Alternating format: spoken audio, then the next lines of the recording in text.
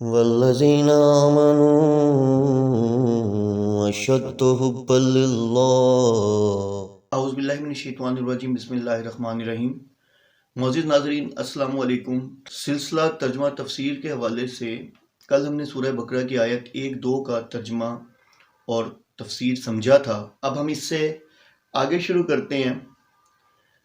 اللہ عز و جل فرماتے ہیں کہ الذین، وہ لوگ جو یؤمنون، وہ سب ایمان لاتے ہیں، بالغیبی، بن دیکھے۔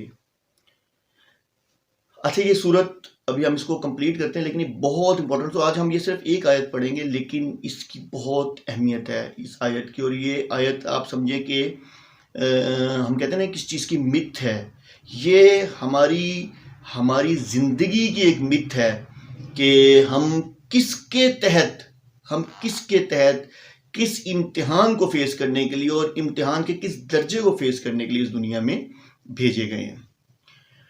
تو کیا ہے کہ الذین، وہ لوگ جو یؤمنون، وہ سب ایمان لاتے ہیں، بالغیبی، بن دیکھے، ویقیمون الصلاۃ، اور وہ سب قائم کرتے ہیں صلاۃ، نماز کو، ومما، اور اس پر جو رزقناہم، ہم نے انہیں رزق دیا، ینفقون، وہ سب خرچ کرتے ہیں۔ اچھا، سب سے پہلے تو ہمیں یہاں اس بات کو سمجھنا ہے کہ یہ جو الذین یؤمنون بالغیب، الذین یؤمنون بالغیب، ابھی کن لوگوں کی بات ہو رہی ہے؟ یہ انہی متقین کی بات ہو رہی ہے، ھدی للمتقین، جن کا ہم نے لاسٹ سورہ میں پڑھا تھا۔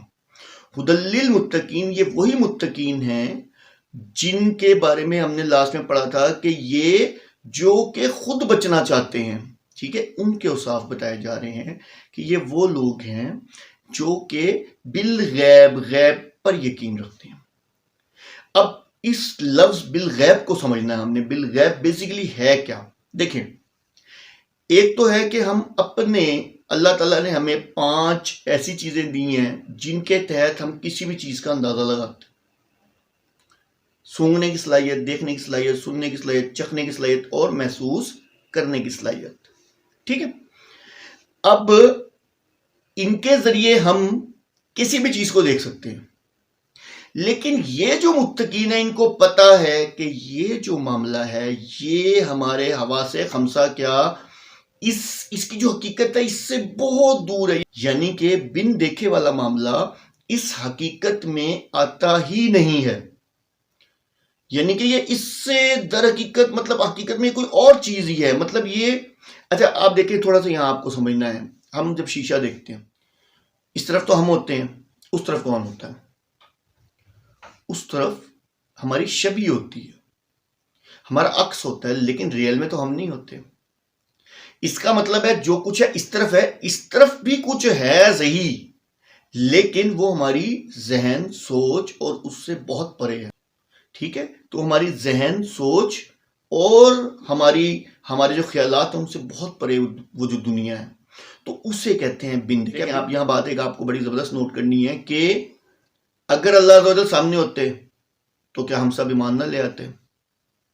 ٹھیک ہے، اللہ عز و جل اگر سامنے ہو تو سب ایمان لے آئیں گے۔ تو امتحان ہے کس چیز کا؟ امتحان تو ہے ہی اسی چیز کا کہ بن دیکھے ایمان لاؤ،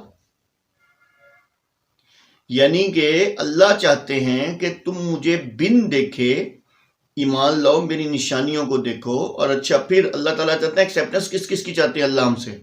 اللہ چاہتے ہیں کہ میرے فرشتوں پر بھی ایمان لاؤ، میرے نبیوں پر بھی ایمان لاؤ، میرے رسولوں پر بھی، مطلب نبی رسول ایمان لاؤ، اور میری کتابوں پر بھی ایمان لاؤ۔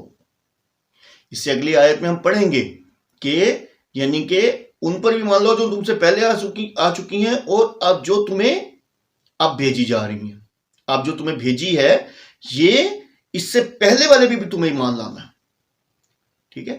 اسی سورہ بقرہ کے آخر میں ہم 286 جب ہم آیت پڑھیں گے، آمن رسول بما انزل الیہ من ربہ والمؤمنون، تو وہاں آپ کو ایک اور چیز سمجھ آئے گی کہ اللہ تعالیٰ وہ وہاں کا، اگر آپ وہ آیت پڑھیں اور اس کو ساتھ کورلیٹ کریں تو آپ کو بات سمجھ آ جائے گی کہ اللہ تعالیٰ ہم سے چاہتے کیا ہے۔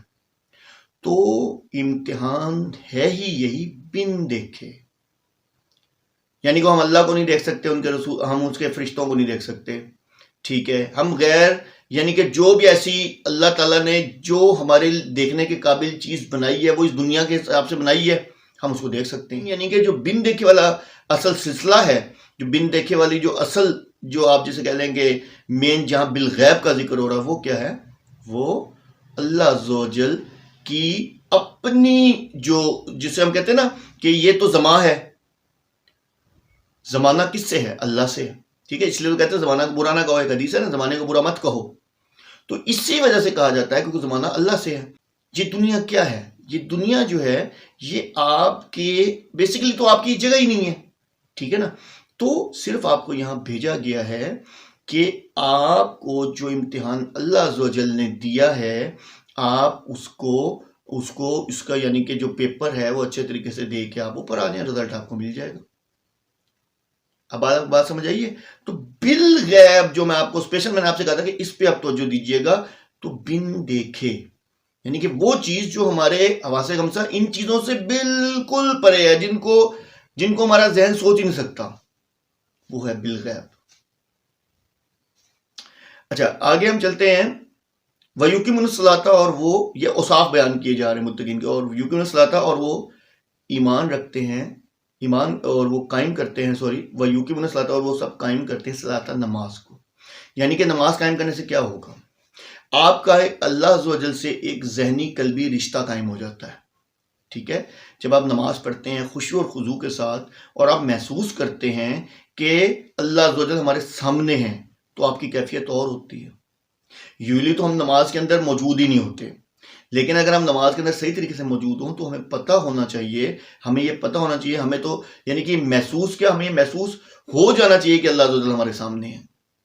تب وہ خشوع خضوع والی نماز کہی جائے گی نا. تو آگے اللہ عز و جل فرماتے ہیں کہ وَمِمَّا، اور اس پر سے جو رزقناہم، ہم نے انہیں رزق دیا، ينفقون، وہ سب خرچ کرتے ہیں. یعنی کہ جو ان کے اوصافوں میں سے آخری جو ایک مین چیز اللہ عز و جل بتا رہے ہیں وہ کیا ہے کہ مطلب یہ ان اوصاف میں، باقی آگے بھی اوصاف آئیں گے، تو ان اوصاف میں جو مین چیز ہے وہ کیا ہے کہ ہم اس پر جو ہم نے انہیں رزق دیا اس میں وہ خرچ کرتے ہیں. یعنی کہ اللہ عز و جل نے جو انہیں رزق دیا تو وہ نیکی کے کاموں میں، بھلائی کے کاموں میں، خیر کے کاموں میں خرچ کرتے ہیں. کس کی راہ میں؟ اللہ کی راہ میں، اللہ کے لیے خرچ کرتے ہیں. تو اللہ عز و جل آپ کو دین میں استقامت دے. کوشش ہے کہ اللہ چاہیں گے انشاءاللہ آپ کو بات سمجھ آئے گی. اس لیے آج ایک آیت پڑھی ہے کہ اس آیت کو سمجھنا بہت ضروری تھا، کیونکہ ہمیں اس چیز کا پتہ چل گیا ہے کہ ہمیں بن دیکھے ایمان لانا ہے. آزمائش ہے ہی یہی، اس دنیا میں آنے کا مقصد ہے ہی یہی. سامنے اللہ ہو تو ساری دنیا، ہر کوئی ایمان گورے کیا ہندو کیا سب کہہ دیں گے ہاں نہیں خدا تو سامنے کھڑے ہیں. مطلب خدا تو سامنے ہے، اللہ تو سامنے ہے، تو ایمان لے آئیں گے. لیکن اصل آزمائش جو ہے وہ یہی تو ہے کہ بن دیکھے ایمان لانا ہے. وآخر دعوانا الحمدللہ رب العالمین.